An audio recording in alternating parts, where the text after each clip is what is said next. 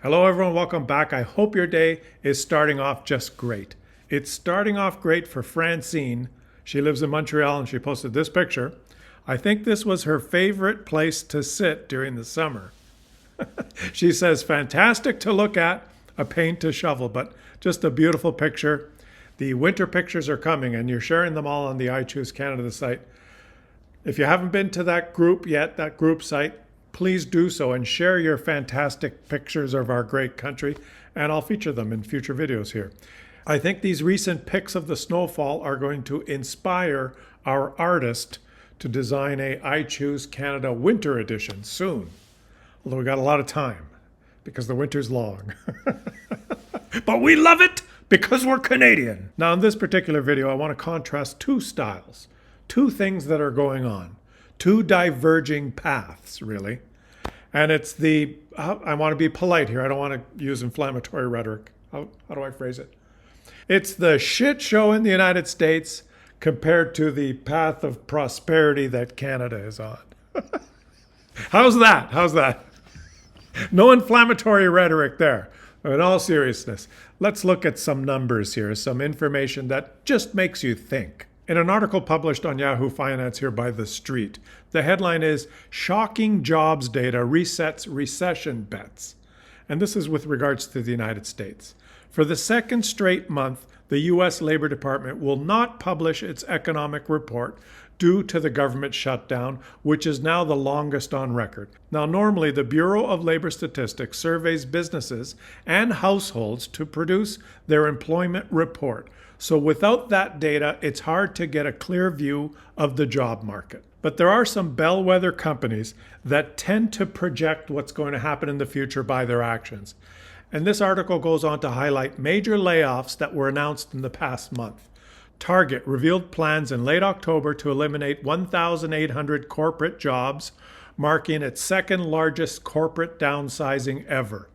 Amazon announced another round of layoffs just before the holidays. The cuts affected 14,000 corporate employees across multiple departments, aiming to reduce bureaucracy by removing layers and shifting resources to better serve its investments and customers. Let me rephrase that statement by Amazon. They want to reduce their costs because they're having to pay more for everything that they sell due to Trump's tariff tax. So they're firing people to remain profitable and keep their share value high. If you'd like to hire me, Amazon, to rewrite your announcements, I'll give you a really good deal. I'll actually do them for free for you. UPS, in a press release, shared that it has cut about 48,000 jobs so far this year, including 34,000 positions through its, and get this BS, through its Network Reconfiguration and Efficiency Reimagined program. Let me rephrase that for you, UPS. You fired a lot of people because you're not making as much money and you want to reduce your costs. Now, those are major companies in the United States that are laying people off. They're the type of company that gets affected by economic activity. They're not like a high-tech firm who sells software or sells electrons basically anywhere in the world. Those are companies like Amazon, for example, that distributes merchandise around the United States, sells things at low margin to make a profit. Now, the reason that those companies are laying people off is simple. It's because they're getting squeezed. And I'm not going to go into a long discussion here to explain tariffs, but I'll just point out that the policy, this guy's policy here he is holding up the reciprocal tariffs board. When he launched his tariff war on the world, he called it Liberation Day. He should have called it Taxation Day, because what he's done is he's imposed tariffs on all imports into the United States. He's imposed a tax, a Trump tariff tax, on anything that any company purchases from another country. And the effect of that is to raise those companies' costs. American companies now that import things from other countries around the world have to pay a tariff, a tax, so their costs of doing business are going up. And when a company's cost of doing business goes up, they respond in two ways. Number one, by lowering their costs, and number two, by raising their price. And they will do those two things in different proportions. They won't say they're just firing people. They'll say they're becoming more efficient, or they're enacting their Network Reconfiguration and Efficiency Reimagined program. They'll say things like that, but what they're doing is they're reducing their costs because their cost of doing business has gone up. And sadly, one of the easiest ways for companies to reduce their costs is to fire their employees. And they will fire as many employees as they want, and they'll calculate how much money that will save them. And then they'll figure out, well, if we're saving this amount of money, but we have to pay that amount of tax, and then they'll decide, well, how much should we raise our prices? If we raise our prices this much and fire this many employees, then we'll be just as profitable or more profitable than we were before, and hopefully our share price will continue to go up. We'll continue to collect our bonuses, our stock options will be worth more, our shareholders will make more money, and all of us will be happy. All of us except those people we fired, and I guess all our customers that have to pay more for everything we sell. So, okay, so 95% of the country will be pissed off, but the top 5% that we're part of, we're going to be pretty happy. It's all going to work out just fine. Now contrast this with the latest report in Canada. Canada gains a surprise 67,000 jobs in October, beating economists' expectations. And I did a specific video about this jobs report and this specific topic and why I didn't think that it was unexpected. I'll link that video in the top right corner of this one if you want to watch it. Okay, so Canada is adding jobs, but not only that, we're approaching things a little bit differently. We're not imposing tariffs on all the countries all over the world. We're not taxing our own citizens for all the imports that we get. That is a restrictive policy. Now, do you understand what I mean by that? That is a policy, taxation, that's what it is. Tariffs are a tax on imports. All Americans are being taxed, are being squeezed because the federal government in the United States is collecting money paid to them as a tariff tax by importers. And those costs are being passed on to the population in the United States in the form of layoffs and increased prices. They're all paying for it, but what it's doing is it's restricting the economy. Anytime you suck money out of the economy, it's a restrictive policy. It hurts the economy. It causes job losses. Tariffs in particular cause inflation. It causes economic slowdown. That's the way they're going. There's a reason that they're doing that. And the big reason is they're just wallowing, buried in debt. The United States debt hit 38 trillion just recently. They've added 1 trillion in debt in the past 3 months. Their debt is out of control. And I believe the administration, their plan is to tax their own citizens, to suck money out of their economy in the form of a tariff tax to try and help pay for their government. And they're not doing a very good job because at the same time, they've passed a huge tax cut. And like I said, it's the shit show that's going on in the United States. I think they're doing it to try and raise money because they have a debt problem. But they are implementing, no doubt, a restrictive policy.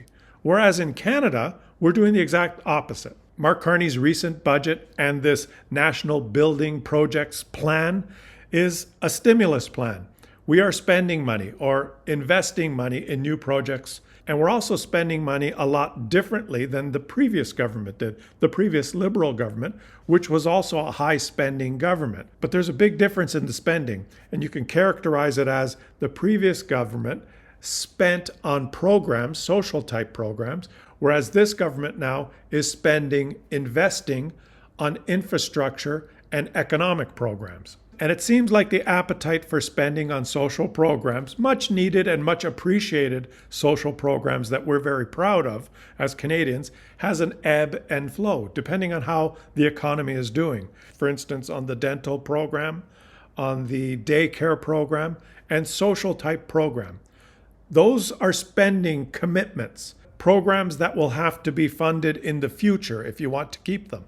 And the way to continue to fund programs like that a lot of people want and a lot of people demand, is to have a strong economy that can generate the revenue to do that. The type of spending that Mark Carney is talking about now is not on social programs. It's on investment in the economy. We've done a complete shift where we're not increasing our liabilities. I use that word liabilities, meaning spending commitments on programs to investments in the economy. That's what he's doing here. And as an economist, you would describe that as a stimulus budget. Let me just give you an obvious example to reinforce the point. If a government came out with a budget to increase healthcare spending by $50 billion, that would be a big spending commitment. But that wouldn't really be viewed as a stimulus budget for the economy. That would be viewed as increasing spending on a social program. And although that increased spending would work its way through the economy and have a little bit of a stimulus effect, the major part of that spending would be a commitment to fund a program. Whereas spending, for example, $50 billion on infrastructure, on tax incentives, for example, to promote major national building projects like new LNG terminals and pipelines, new critical minerals factories and processing facilities, port expansions in Montreal and Churchill, Manitoba. That type of spending is viewed as a stimulus package, something that's going to help the economy. Similar to what North America, the United States, and Canada did during the Great Depression to try and stimulate the economy. Did you know that the Empire State Building, at that time the largest building on earth, was built during the Great Depression to create jobs, to stimulate the economy? That was a stimulus spending initiative. So as we all get ready to enjoy another fantastic Canadian winter, I know you're all looking forward to it. Just think, we are on the right path, and you can help. You can choose Canada yourself and help stimulate our economy just by choosing where you spend your money. And every dollar you spend on a Canadian-made product as opposed to a US-made product helps stimulate our economy. Feel good about the direction we're heading and buy into the plan. We certainly have a plan that's the exact opposite of the plan in the United States. And you've been very good. The last time I tried to put him on the video here, he moved his little paw like this and he hit the stop recording button. So you've been very good, Marty. I'm going to take him for a walk now. He loves to go out and walk in the snow, but unfortunately there is no snow here yet. We're going out for a walk in a minute, buddy. If you enjoyed my video and liked the message today, subscribe to the channel and help the numbers keep growing. If you want to support my work on a monthly basis, consider becoming a channel member by clicking the join button below. Have a fantastic rest of your day, everyone, and I'll catch you all on the next one. Okay, Marty, we're going to go for your walk now. Let's go. Come on, buddy. Oh, you're so excited, aren't you? Yes, good boy. Good boy.